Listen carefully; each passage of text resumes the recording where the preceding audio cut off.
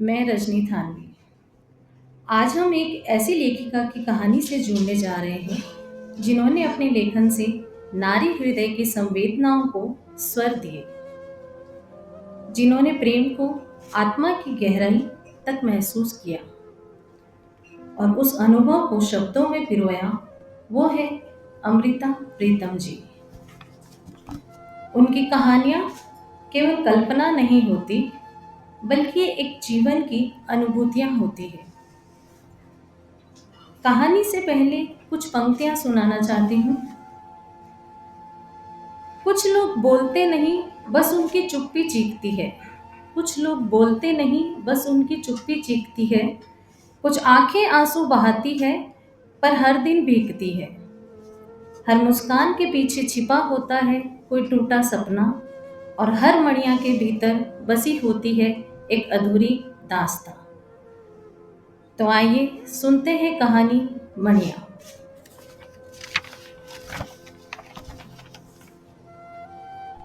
संध्या गहराने को थी जब विद्या के पति जयदेव अपने काम से वापस आए और विद्या ने घर का दरवाजा खोलते हुए देखा। उनके साथ एक अजीब सा दिखता आदमी था, बहुत मैला सा बदन और गले में एक लंबा सा कुर्ता पहने हुए। विद्या ने कुछ पूछा नहीं, पर कुछ पूछती हुई निगाहों से अपने पति की ओर देखा। जयदेव हल्का सा मुस्कुरा दिए, फिर विद्या से नहीं, उस आदमी से कहने लगे, ये बीबी जी है, बहुत अच्छी है। तुम मन लगाकर काम करोगे तो बहुत खुश होगी। घर के भीतर आते ही जयदेव ने बरामदे में पड़ी हुई एक चटाई की ओर देखा और उस आदमी से कहने लगे, तुम यहाँ बैठो, फिर हाथ पैर धो लेना। और घर के बड़े कमरे की ओर जाते हुए विद्या से कहने लगे, तुम चाहती थी कि काम के लिए कोई ऐसा आदमी मिले जो खाना पकाना भले ही ना जानता हो, मगर ईमानदार हो। विद्या ने कुछ घबराई सी पूछा, इसे कहाँ से पकड़ लाए? आहिस्ता बोलो, आहिस्ता आहिस्ता। जयदेव ने कमरे के दीवान पर बैठते हुए कहा और पूछा, मनु कहाँ है? खेलने गया है, अभी आता होगा। लेकिन यह आदमी, विद्या कह रही थी जब जयदेव कहने लगे, मनु से एक बात कहनी है। यह बहुत सीधा आदमी है, लेकिन डरा हुआ है, खासकर बच्चों से डरा हुआ है। एक मेरे दफ्तर के शर्मा जी हैं, उनके पास था।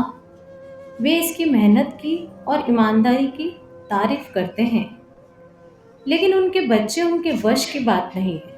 उनके 5 बच्चे हैं, एकदम से शरारती। इसका कद है ना ज़रा लंबा है, तो वे इसे शतुरमुर्ग कहकर परेशान करते थे। और उनकी शर्मा जी की पत्नी भी बड़ी तेज मिजाज है। यह कितनी बार उनके घर से भाग जाता था, लेकिन कहीं ठिकाना नहीं था, तो वे फिर से पकड़कर इसे ले जाते थे। लेकिन यहाँ कुछ सीख भी पाएगा, विद्या कह रही थी जब जयदेव कहने लगे, ऊपर का काम तो करेगा, घर की सफाई करेगा, बर्तन करेगा। सिर्फ मनु को अच्छी तरह समझा देना कि वो इसे बदसलूकी ना करे, फिर देखेंगे।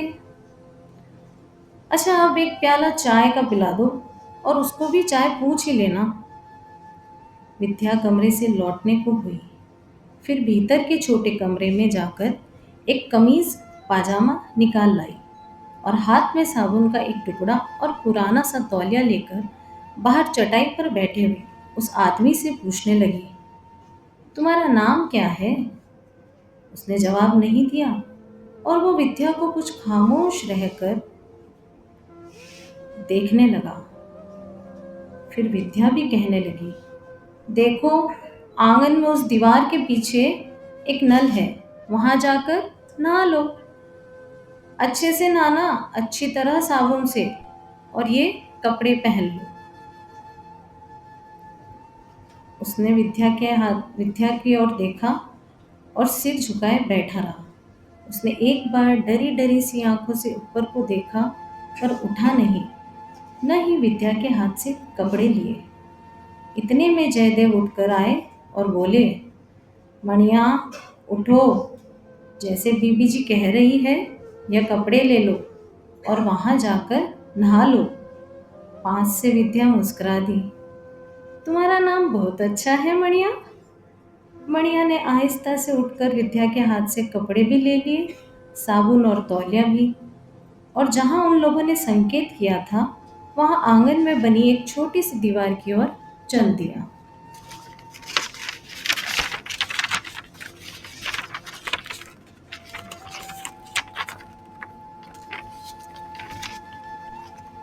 विद्या ने रसोई में जाकर चाय बनाई। मणिया के लिए एक गिलास चाय वहां रसोई में ही रख दी और बाकी चाय दो प्यालों में डालकर बड़े कमरे में चली गई। और फिर जब मणिया नहाकर कमीज पजामा पहनकर रसोई की तरफ आया तो विद्या ने उसे चाय का गिलास देते हुए एक नज़र हैरानी से उसकी ओर देखा और हल्के से मुस्कुराती हुई बड़े कमरे में जाकर जयदेव से कहने लगी, जरा देखो तो उसे, आप पहचान नहीं सकेंगे। वह अच्छी खासी शक्ल का है और भरी जवानी में है। मैं समझी थी बड़ी उम्र का है। खैर, और कुछ ही दिनों में विद्या इत्मीनान से अपने पति से कहने लगी, एकदम कहना मानता है, कुछ बोलता नहीं, लेकिन दिन भर घर की सफाई में लगा रहता है। मनु से थोड़ी थोड़ी बात करने लगा है। वह इसे अपनी किताबों से तस्वीरें दिखाता है तो ये बहुत खुश हो उठता है। लेकिन लेकिन मुझे एक बात समझ नहीं आती। अकेले में बैठता है तो अपने से कुछ बोलता रहता है। लगता है थोड़ा सा पागल है। घर की दीवार से सटा हुआ एक नीम का पेड़ था। मणिया जब भी खाली होता उस पेड़ के नीचे बैठा रहता। उस वक्त अगर कोई पास से गुजरे तो देख सकता था कि वह अकेला बैठा आहिस्ता आहिस्ता कुछ इस तरह बोलता था जैसे किसी बात से कर रहा हो या किसी से बात कर रहा हो, और वहाँ भी कुछ गुस्से में।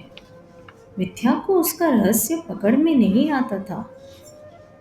और एक दिन पेड़ के मोटे से तने की ओट में होकर विद्या ने सुना, वहां मणिया एक दुख और गुस्से में जाने किससे कह रहा था, सब काम खुद करती है, साग सब्जी कैसे पकाना है मुझे कुछ नहीं सिखाती, आटा भी नहीं मलने देती है।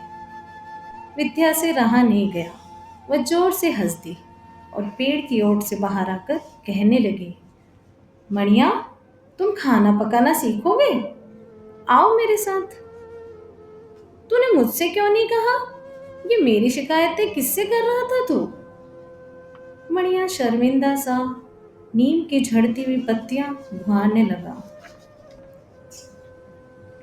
मणिया अब साग सब्जी भी काटने पकाने लगा था और बाजार से खरीद कर भी लाने लगा था। एक दिन बाजार से भिंडी लानी थी। मणिया बाजार गया तो करीब 1 घंटा लौटा ही नहीं। आया तो उसके हाथ के थैले में बहुत छोटी छोटी और ताजी भिंडियाँ थी, लेकिन उसका सांस ऐसे फूल रहा था जैसे किसी से भागता हुआ आया हो। आते ही कहने लगा, देखो जी कितनी अच्छी भिंडी लाया हूँ मैं, पास वाले बाजार से नहीं, उस दूसरे दूर बड़े बाजार से लाया हूँ। विद्या ने भिंडी को धोकर छलनी में डाल दिया पानी सुखाने के लिए और कहने लगी, भिंडी तो बढ़िया है, क्या इस बाजार में नहीं थी। मणिया कहने लगा, इस बाजार में जहाँ आप लोग सब्जी लेते हैं वह आदमी बहुत खराब है। उसके पास पकी हुई बासी भिंडी थी। वो कहता था मैं वहीं से जाऊं और साथ मुझे जहर भी देता था। जहर? विद्या चौंक गई और मणिया की ओर ऐसे देखने लगी जैसे वो आज बिल्कुल पागल हो गया। पूछा, भला वहां तुम्हें जहर क्यों देने लगा। मणिया जल्दी से बोल पड़ा, इसलिए कि मैं उसकी सड़ी हुई भिंडी खरीद लूं कहता था, मैं जो सब्जी देता हूँ तुम चुपचाप ले लिया करो, मैं रोज के तुमसे 20 पैसे दूंगा, इस तरह के पैसे जहर होते हैं। विद्या मणिया की ओर देखती रह गई, फिर हल्के से मुस्कुराकर पूछने लगी, ये तुमने किससे सुन लिया और तुम्हें किसने बताया कि इस तरह के पैसे जहर होते हैं? मणिया आज बहुत खुश था। बताने लगा, माँ ने कहा था, जब मैं छोटा था किसी ने मुझे किसी दूसरे के बाग से आम तोड़कर लाने को कहा था और मैं तोड़ लाया था। उस आदमी ने मुझे 50 पैसे दिए थे और जब मैंने माँ को दिए तो कहने लगी, अरे ये जहर तू नहीं खाएगा, जाओ उस आदमी के पैसे उसी को दे के आओ और फिर से किसी के कहने पर तू चोरी नहीं करेगा। और विद्या चुपचाप उसकी ओर देखती ही रह गई थी। उस दिन उसने मणिया से पूछा, अब तुम्हारी माँ कहाँ है? तुम उसे गांव में छोड़कर आ गए, शहर क्यों नहीं लाए? मणिया माँ के नाम से बहुत देर चुप रह गया, फिर कहने लगा, माँ नहीं है, मर गई वो, मेरा गांव में कोई और नहीं है। दिन गुजरते गए और विद्या को लगने लगा जैसे मणिया को अब इस घर से मोह हो आया है, खासकर मनु से, जो उसे पास बिठाकर कई बार कहानियां सुनाता है। और एक दिन जब मनु ने किसी बात की जिद में आकर रोटी नहीं खाई थी तो विद्या ने देखा मणिया ने भी रोटी नहीं खाई थी। एक शाम विद्या ने अपनी अलमारी खोलकर हरे रेशम का एक सूट निकाला जो उसे कल सुबह कहीं जाने के लिए पहनना था। देखा कि कमीज पर कितनी ही सलवटें थी। उसने मणिया को कहा, जाओ अभी यह कमीज प्रेस करवा के ले आओ, बिंदिया से कहना अभी चाहिए। मणिया गया पर उल्टे पांव लौट आया और कमीज पलंग पर रख दी। विद्या ने पूछा, क्या हुआ, बिंदिया ने कमीज प्रेस नहीं की? वह नहीं करती, मणिया ने इतना सा कहा और रसोई में जाकर बर्तन मलने लगा। विद्या ने फिर आवाज दी, मणिया, ओ मणिया, क्या हुआ, वह क्यों नहीं करती, जाओ उसे बुला कर लाओ। मणिया उसी तरह बर्तन मलता रह गया, गया नहीं। तो विद्या ने फिर से कहा। जवाब में मणिया कहने लगा, साहब आते ही होंगे, अभी मुझे आटा मलना है, अभी दाल भी पकी नहीं है और अभी चावल भीनने हैं। मनु साहब ने भी कुछ मीठा पकाने को कहा था तो मैं अभी। विद्या हैरान थी कि आज मणिया को क्या हो गया। उसने आज तक किसी काम में आनाकानी नहीं की थी। और विद्या ने कुछ ऊंची आवाज में कहा, मैं देख लेती हूँ रसोई में, तुम जाओ बिंदिया को अभी बुला कर लाओ। मणिया बर्तन वहीं छोड़कर गया, लेकिन उल्टे पांव लौट आया, कहने लगा, वो नहीं आती, और फिर चुपचाप बर्तन मलने लगा। विद्या की पकड़ में कुछ नहीं आ रहा था। वह सोच रही थी, जाने क्या हुआ, बिंदिया ऐसी तो नहीं थी। इतने में दरवाजे की ओर से बिंदिया की पायल सुनाई दी और वह हंसती हंसती आकर कहने लगी, आप मुझे कमीज दीजिए, मैं अभी प्रेस लिए आती हूँ।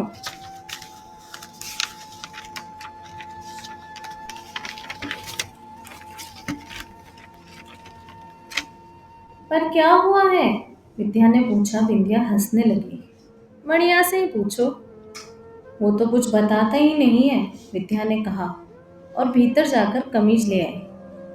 उसने फिर मणिया की ओर देखा और पूछा, बोलो मणिया, क्या बात हुई थी, तू तो कहता था वह प्रेस नहीं करती और देखो वो खुद लेने आई है। मणिया ने इधर को देखा, न कोई उधर को देखा और न ही कोई जवाब दिया। बिंदिया हंसती रही और फिर कहने लगी, बात कुछ नहीं है, यह जब भी आपके कपड़े लेकर आता था मैं इसे मजाक से कहती थी, देखो इतने कपड़े पड़े हैं, पहले यह प्रेस करूंगी फिर तुम्हारे कपड़े, अगर अभी करवाने हैं तो नाच कर दिखाओ। और यह हंसता भी था, नाचता भी था और मैं सारा काम छोड़कर आपके कपड़े प्रेस करने लगती थी। आज पता नहीं क्या हुआ है, मैंने इसे नाचने को कहा तो यह वहां से भाग आया। मैंने मजाक में कहा था, अब मैं कमीज प्रेस नहीं करूंगी। विद्या चुपचाप सुनती रही। फिर कहने लगी, और क्या बात हुई थी? बिंदिया हंसते हंसते कहने लगी, और तो कोई बात नहीं हुई थी। आज तो इसे मेरी माँ ने एक लड्डू भी दिया था खाने को, लेकिन यह लड्डू भी वहां छोड़ आया। तुम काहे का लड्डू इसे खिला रही थी? विद्या ने मुस्कुराकर पूछा। तो बिंदिया कुछ सकुचाती सी कहने लगी, वो वो मेरी सगाई हुई है ना, माँ ने इसे वही लड्डू दिया था। बिंदिया यह कहकर चली गई। कमीज प्रेस करके लाई। फिर से जाती बार मणिया को कहती गई, अरे तू आज किस बात से रूठ गया, कुछ तो बोल। पर मणिया ने उसकी ओर नहीं देखा, खामोश दूसरी ओर देखता रहा। रात हुई, सबने खाना खाया। मनु ने रोज की तरह मणिया को बुलाकर कुछ तस्वीरें दिखाई, पर मणिया सबकी ओर कुछ इस तरह से देखता रहा जैसे कहीं बहुत दूर खड़ा हो और दूर से किसी को पहचान न पा रहा हो। अमूमन सुबह की चाय मणिया ही सबको कमरे में देता था, सूरज निकलने से पहले। लेकिन जब सूरज की किरण खिड़की में से विद्या की चारपाई तक आ गई, तब भी कहीं मणिया की आवाज नहीं आ रही थी। विद्या जल्दी से उठी, रसोई घर में गई, पर मणिया वहां नहीं था। जयदेव भी उठे, देखा, कुछ परेशान हुए। पर विद्या ने कहा, अरे आप घबराइए नहीं, मैं बाहर नीम के पेड़ तले देखती हूँ, वो जरूर वहीं होगा। और जिस तरह एक बार आगे विद्या ने होले से जाकर पेड़ के तने की ओट में होकर मणिया को देखा और सुना था, वहां गई तो मणिया सचमुच वहीं था, अपने में खोया सा, कहीं अपने से बाहर बहुत दूर, और कांपते से होठों से बोले जा रहा था, जाओ, तुम भी जाओ, तुम भी अलसी हो, तुम भी वही हो, अलसी, जाओ, चली जाओ। विद्या ने मणिया के करीब जाकर उसके कंधे पर हाथ रख दिया और आहिस्ता से कुछ इस तरह बोली जैसे नीम के पेड़ से नीम की पत्तियां झड़ रही हो। अलसी कौन थी? वह कहाँ चली गई? मणिया की आंखें कुछ इतनी दूर देख रही थी कि पास कौन खड़ा था उसे पता ही नहीं चल रहा था। पर एक आवाज थी जो फिर से उसके कानों से टकराती रही थी। कौन थी अलसी? मणिया ने अपने खोया सा बोलने लगा, वो मेरे साथ खेलती थी, हम दोनों जंगल में खेलते थे। कहती थी, नदी के पार जाओ और उस पार से बेरी के बेर तोड़कर लाओ। मैं नदी में तैर जाता था और दूसरे कहीं किनारे से बेर लाता था।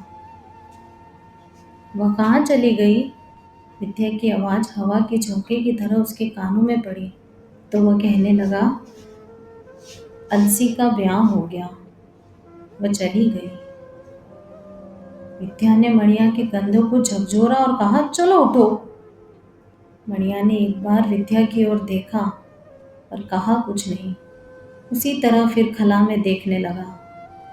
विद्या ने फिर एक बार पूछा, अलसी ने जाते समय तुम्हें कुछ नहीं कहा था? मणिया अपने बदन पर झड़ती नीम की पत्तियों को मुट्ठी में भरता हुआ कहने लगा, आई थी ब्याह के लड्डू देने। और मणिया मुट्ठी खोलकर नीम की पत्तियों को जमीन पर बिखेरता कहने लगा, मुझे लड्डू खिलाती थी, वह रोज लड्डू लाती, मुझे खिलाती। विद्या ने उसके सिर पर से नीम की पत्तियां झाड़ते हुए कहा, कुछ जोर से कहा, अब उठो, चलो चाय बनाओ, खड़े हो। मणिया एक फर्मा बरदार की तरह उठ खड़ा हुआ और घर में आकर चाय बनाने लगा। वह छुट्टी का दिन था। विद्या को और जयदेव को आज कहीं जाना था, इसलिए चाय पीकर मनु को घर में छोड़कर चले गए। दोपहर ढलने लगी थी। जब वे दोनों वापस आए तो घर में मनु था, पर मणिया नहीं था। मनु ने बताया, उसने उसे खिलाया, फिर कहीं चला गया। और अभी तक नहीं आया है। जयदेव उसकी तलाश में घर से निकलने लगे तो विद्या ने कहा, वह आपको नहीं मिलेगा। वह आज दूसरी बार अपना गांव छोड़कर चला गया है। जयदेव ने विद्या की ओर देखा, पूछा, पर क्यों? विद्या कुछ देर खामोश रही, फिर कहने लगी, अब एक और अलसी का ब्याह होने वाला है। अब एक और अलसी का ब्याह होने वाला है।